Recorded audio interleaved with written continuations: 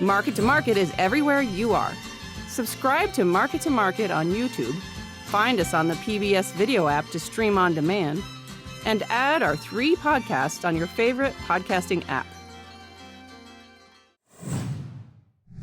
Hey everybody, it's Paul Yeager, and this is the MTOM Show podcast, a production of Iowa PBS and the Market to Market TV show.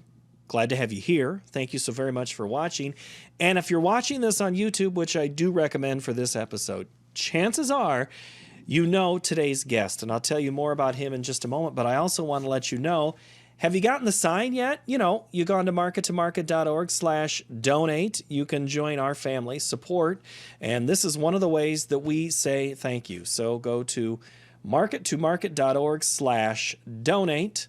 See how you can get in on the Market to Market TV show. Today, we're going to be talking with an internet star who started at 14 with a YouTube channel with some friends, and it just evolved into him playing a farm simulation game. And today, more than 1 million subscribers later, Grant Hilbert is our guest.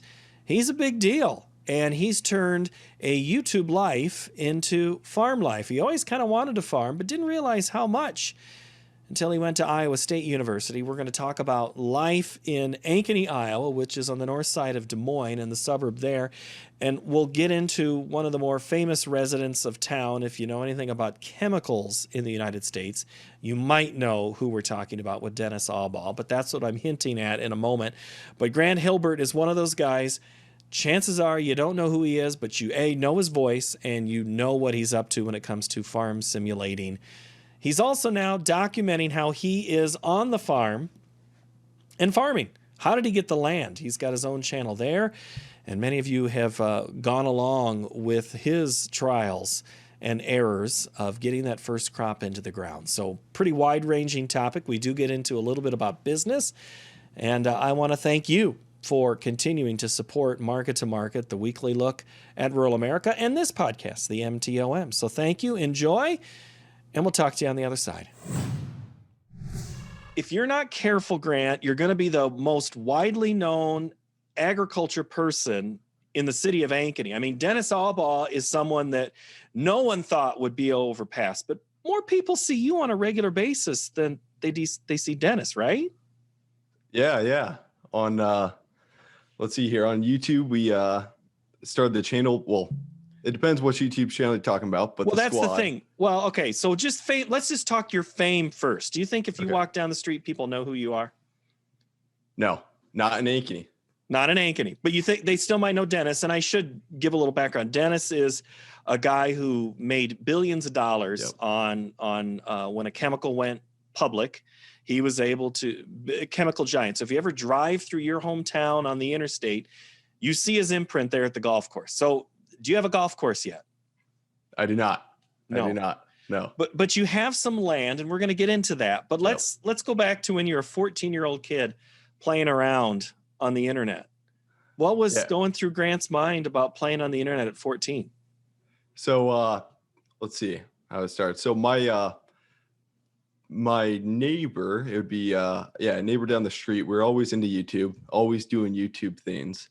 And we had tons of channels, we started a prank channel where we went to Come and Go, and I pranked the guy with, a dime, trying to turn a penny into a dime, stuff like that. And so we were like, okay, well, let's start a different YouTube channel. And we started doing gaming. And so that kind of led me into a game called Farming Simulator, which I was always interested in. I was on the grandparents' farm. Dream was to farm someday. And so I played Farming Simulator for, I started that, and it got some views. And then kind of towards the end of high school, I started that sophomore year, and towards the end of high school, that channel really started taking off. And through college, I kind of made a decision to just every day post a video. So freshman, sophomore, junior, senior year, post a video of Farming Simulator. And so tons and tons of viewers kind of added on, started watching. And to be honest, the main viewer, and that's why I said to your question of would people notice? Yeah, the main viewer is a 13, 14-year-old country kid, in my opinion. That's just interested in agriculture and trucks and stuff like that. So that's kind of what led me to the squad channel. And then eventually in, let's see, it would have been December when I bought my first farm. That's what led me to the real life channel called Grant Hilbert. So just documenting the journey of starting farming in real life. So So when you're doing these pranks outside of the gas station, I mean, how many people are watching those videos? that was nothing. That was a complete failure. We had Like like six, like six buddies yes, are watching yes, it over and yes, over again. yes. Take a look what Grant did. yes. So then you kept dabbling in it. When you started doing farm simulation, first video, I mean, how many are watching? First video, 1,000, 2,000. How did it jump so quickly to that? It was tough, honestly. You kind of, it was kind of a grind, to be honest. I have like 1,400 videos on YouTube of farming simulator. So it was really a grind. There wasn't one video that went viral. You'll talk to a lot of YouTubers and they'll have one video that went completely viral, got 1 million views. Mine was just 1,000, 10,000, 20,000, 30,000 views and stuff. And along the way, you learn to step up your energy in videos. Holy crap. That thing is screaming.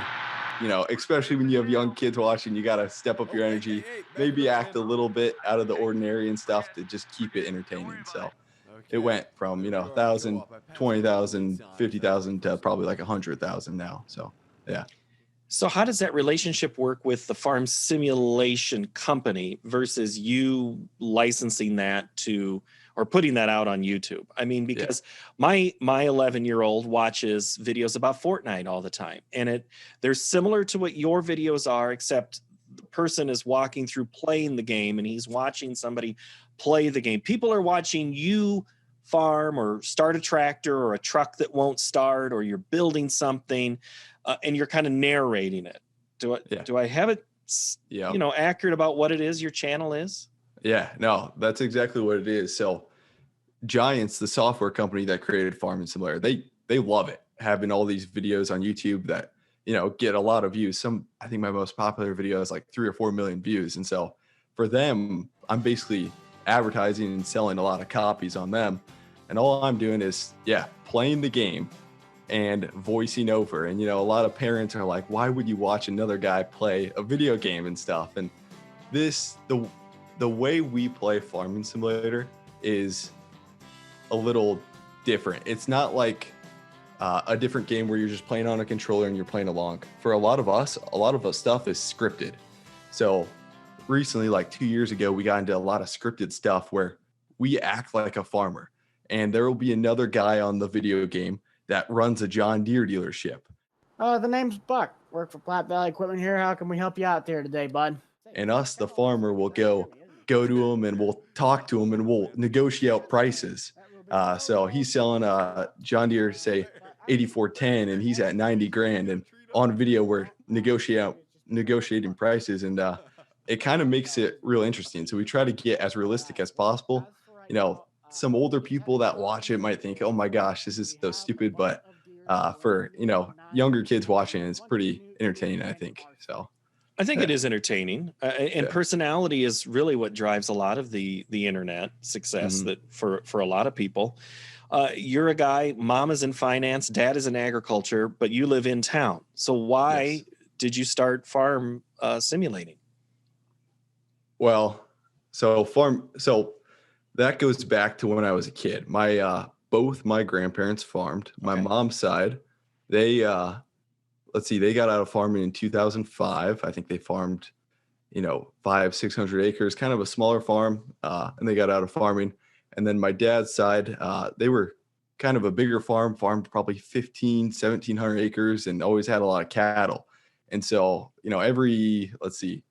a lot of weekends I would try to go up there. It wasn't always in the schedule because you had sports and stuff like that. But in the fall, spring, and summer especially, I was always trying to go up to the farm, and me and my brother would stay at grandma's. My grandpa had passed away when we were younger. So we'd stay up there. Our uncles would come over to the farm, do chores, and every second of the day you'd want to follow your uncle around and be in the tractor and stuff like that. Kind of every farm kid's story. So kind of a farm kid, but wasn't always around it and stuff. So that's what got me interested. And living 2 hours away from, the family farm was kind of tough. And so at this point, it's kind of tough to go back and join somebody else's operation. So I was kind of, how do you start an operation, locally, kind of outside of Ankeny or something? So that was my toughest challenge, I guess. So You're deciding to do daily videos, and thousands are watching, and then all of a sudden money starts to come in. You figured out how to monetize it a little bit. Why did you even go to college? Because I would imagine 3 years in, you would have had a pretty significant base already. Yeah. Why was college an option for you instead of I'm just going to go all in on this video thing? Honestly, my parents, obviously, it'd make them a little mad if I didn't go to college. And when you think about it, the way I did it, when you sit at home and you just play a video game, you can do it at night. And so a lot of it was from 5 p.m. to 10 p.m. at night, just every single night.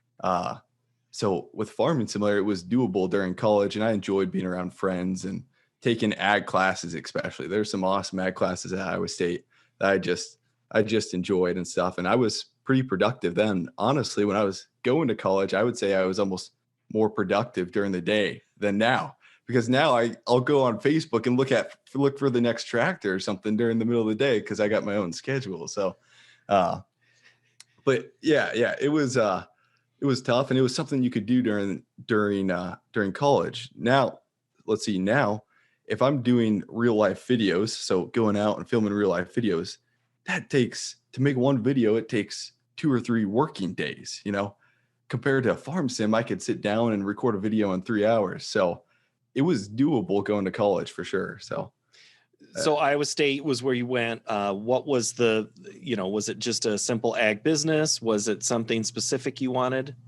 No, it was the normal ag biz, and then pick up an economics degree at the end. So ag biz and economics. Yep. All right. So when you get to Iowa State and you start introducing yourself to people, did they know who you were? No. No, they didn't? No. There would be some agriculture kids that have played farm sim, and in your grade, and you would tell them, hey, I play farm sim and stuff, and they're like, oh, you're that guy, because my face is never on it. They're like, oh, you're that guy that does the farm sim videos and stuff.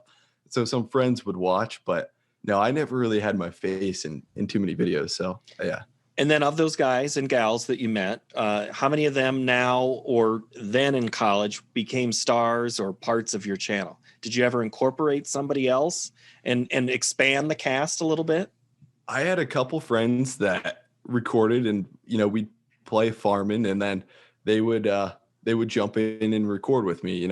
I'd be in the combine and they would be in the grain cart in the game, obviously, and they would definitely play with me. Yeah, but not too many. It was a lot of random people that you just meet online that kind of jump in on the channel and recording videos. Not too many friends from college. So yeah.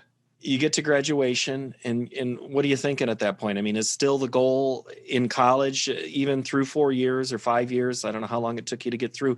Are you still going, yeah, I still want my own farm. I want to do this for real. I want my fingers to get dirty. Or are you thinking something else? That's really the weird thing, because a lot of times towards the end of college, and in college, you have advisors pushing you like, what are you going to do? You got to be doing internships. You got to be getting this job. And so for me, I kind of always knew like YouTube's easily full-time income. I can easily do this, but you don't want to go out and say, oh my God, I'm all set and ready to roll type of thing. So I was kind of just telling people, yeah, I'm probably going to do YouTube and hope to start a farm someday. And so, honestly, so I graduated in May 2020, and I put the first offer on first farm in May 2020, I think. Yeah. So from there, it's super tough to figure out, how are you going to start farming? Do you buy the infrastructure? Where do you farm at? And so I kind of chose a place and a farm that was in probably one of the worst farms in the county, essentially. And so I was like, okay, well, we can make some money farming the operation, which is kind of a small amount of money, but a lot of the money you can make for the farm is cleaning up the farm. And maybe if you go buy a farm somewhere else a little bit closer to home, then you got more equity to buy for more land. So some of the money can come from grain and some of the money can come from clean up farms. So that's kind of my thought and how I was going to get started kind of on a little smaller budget. So because again, you're starting from scratch, no Yep. equipment, Yep. and no land that you can even, wedge in on and tell your dad or your mom or your uncle and say, okay, I think if we head this direction, we can make enough money. And many operators who in your similar situation said, there's no room for you in this operation unless you figure out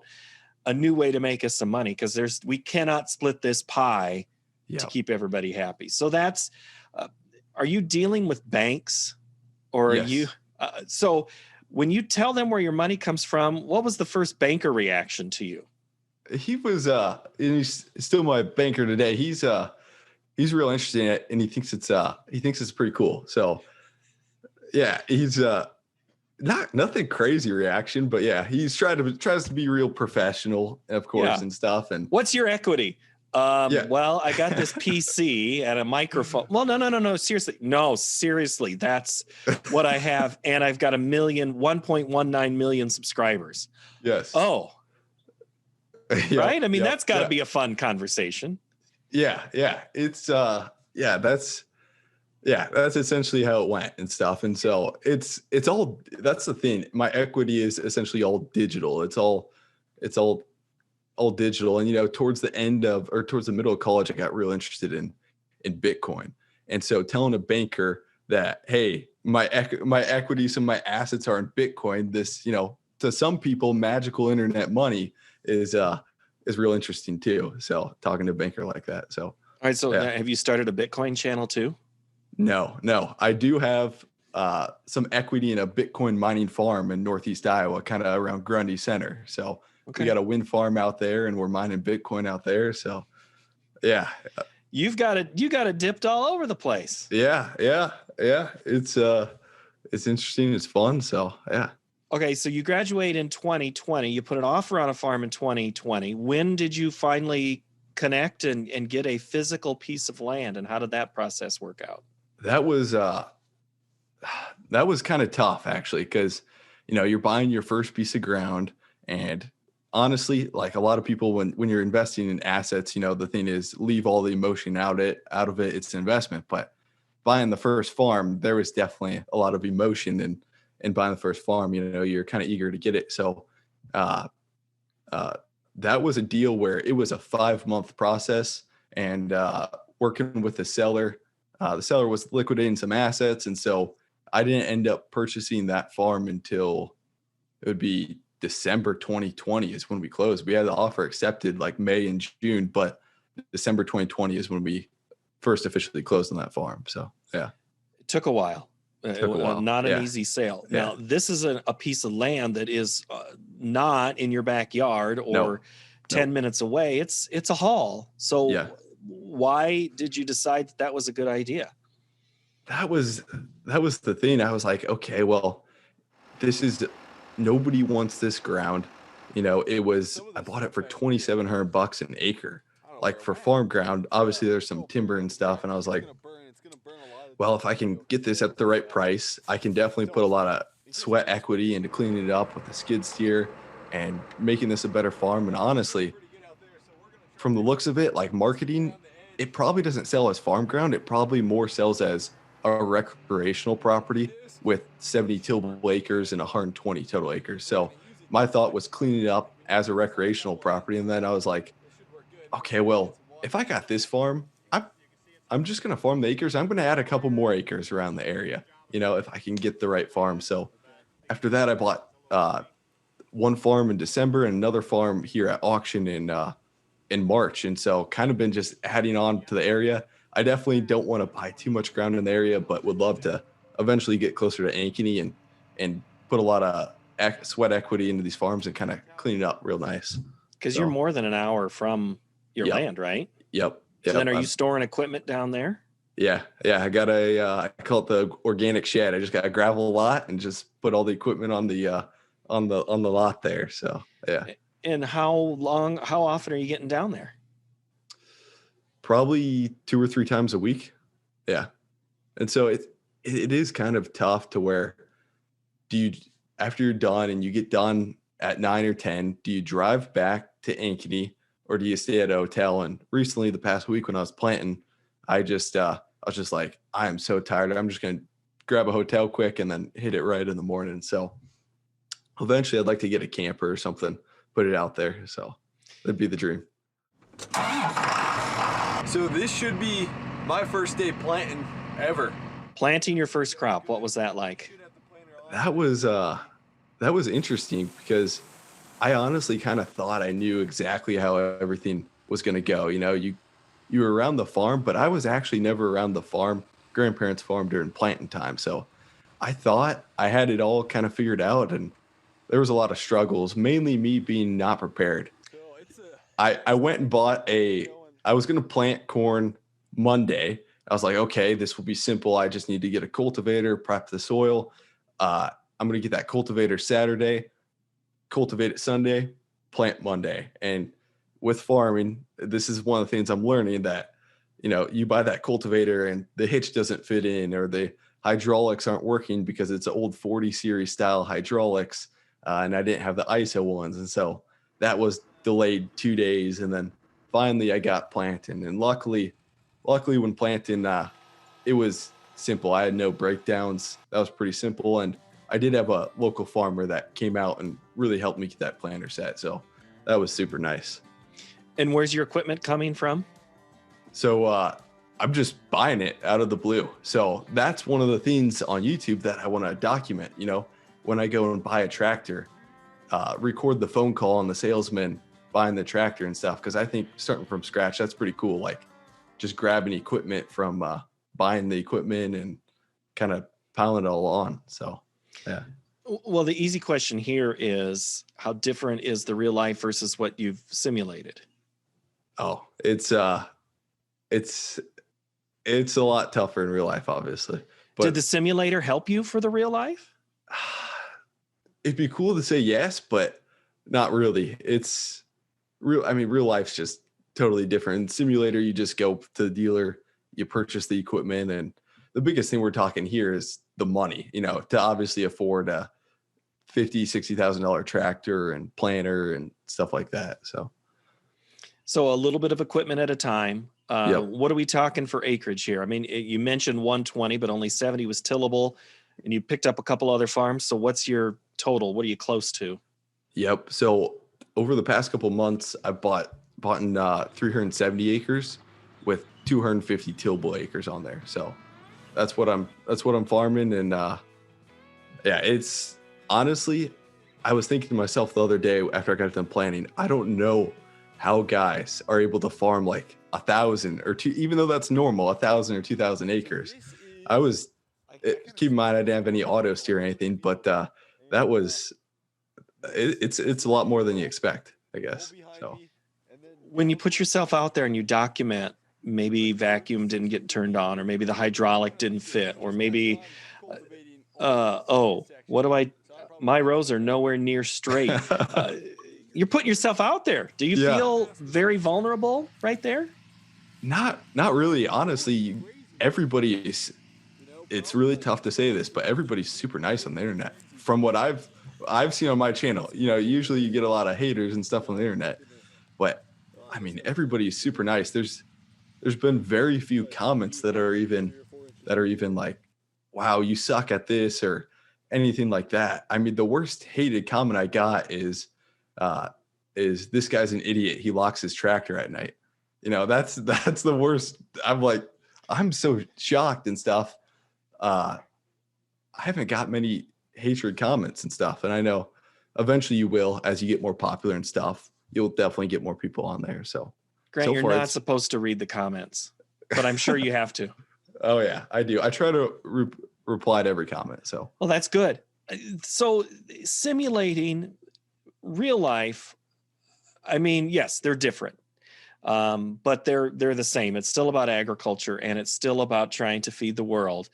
Do you feel that it's been worth it so far to go through this journey? I mean, you probably don't even have the corn up yet. Corn just came up. I gotta share a picture. I gotta show you a picture or something. Okay. But it's pretty exciting. But no, part of it that makes it worth it too is the fact that I'm on YouTube and kind of document it. Like when you think about, as far as monetary, is it worth it to go in farming? A lot of guys have to decide, do I quit my job or do I sacrifice a lot of the weekends to get this little gain in farming? Obviously, some years could be big, some years could be small, but it's really a tough decision. And I kind of knew going into this that it's maybe a little more easier decision because I have a YouTube channel that's very strong and can also start another YouTube channel documenting it. So it's a whole another business on top of farming, essentially.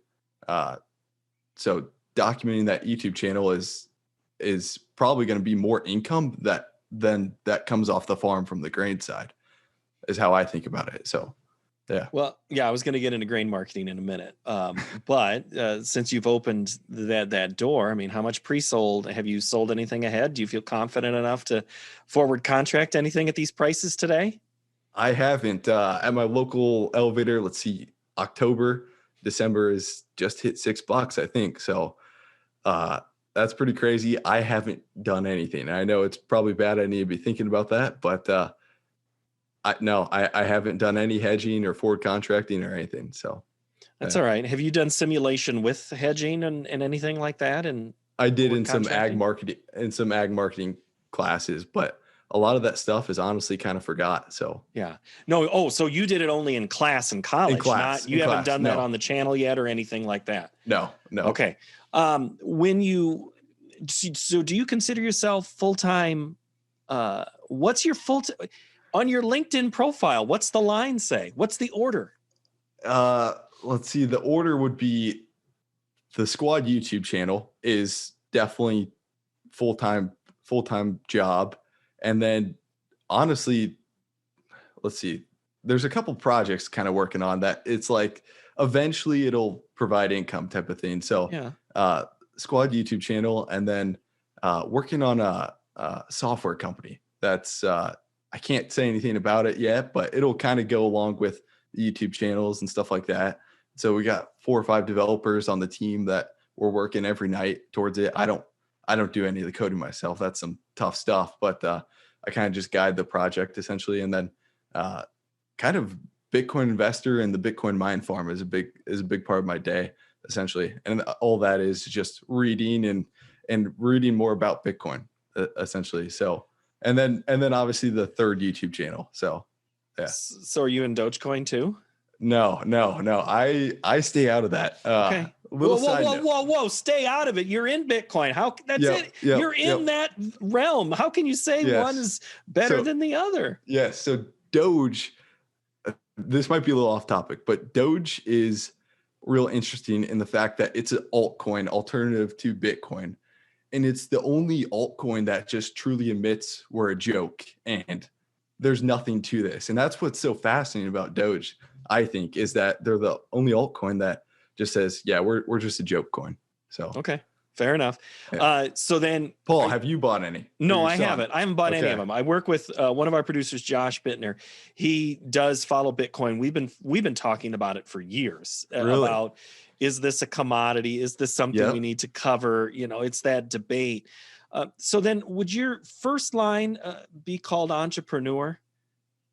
Would you call yourself that? I mean, kind of. And you're a business owner too. I mean, frankly, you're, I'm guessing just like your farm is an LLC, probably your YouTube channel has to be set up that way too. Yes. On a business side of things. So you're not even, I guess they just had Iowa State graduation last weekend. So you're a year out from graduating, business owner. You mentioned you've got developers working for you. You now own land and you farmed your first crop. I'd say it's been a good first year.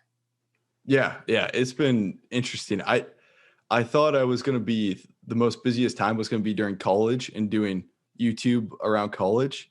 And I was like, okay, after college, kind of wind down, just do YouTube full time type of thing. And then some other opportunities came up along with the software company and kind of the Bitcoin industry. So this moment right now is probably one of the craziest times of my life. As far as the entrepreneur thing, that's a cool privilege. I feel like, to be called an entrepreneur. I don't know if YouTube is exactly that.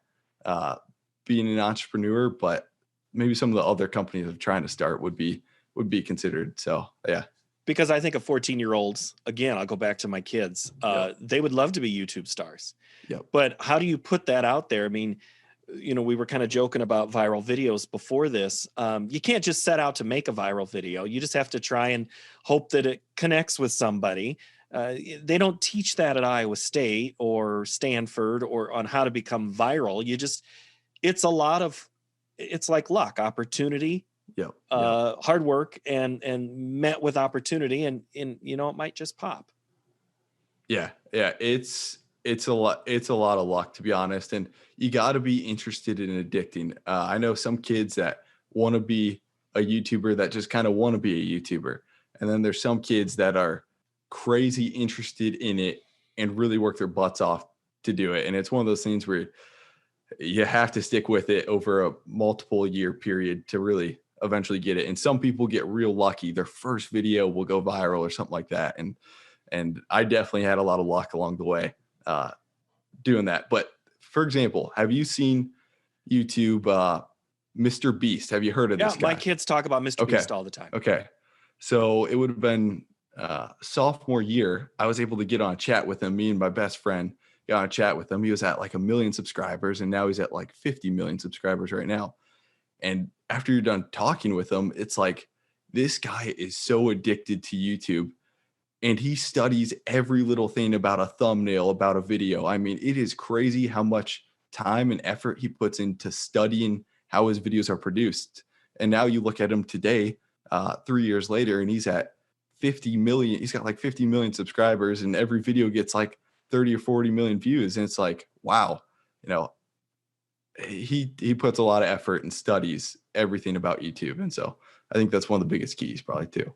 Well, you mentioned who your audience was. I have a feeling who your audience is. You've probably seen your analytics. Yep. It's still is it still consistent with what it was? My audience is actually 30 and 40-year-old moms is what most of my audience says on Google and YouTube. But that's because the kids that are like 12 and 13 are on their mom's accounts. Yep. Yeah. And the age is fabricated just to get them to get a channel or to get a login that they surf under or whatever. I mean, I'm not saying I know how that works, or maybe an age gets changed to one of the parents, but the birth date's the same. I'm just saying. Yeah, exactly. And with the real life YouTube channel, I wanted to have something that was entertaining and maybe a 30 or 40-year-old or 60-year-old person that could watch. And I'm not annoying them to death with being, all crazy and excited on YouTube. So that's kind of where I was really wanting to go with YouTube. The real life is have kids that could watch, but also have adults that could watch too and have it be entertained for them.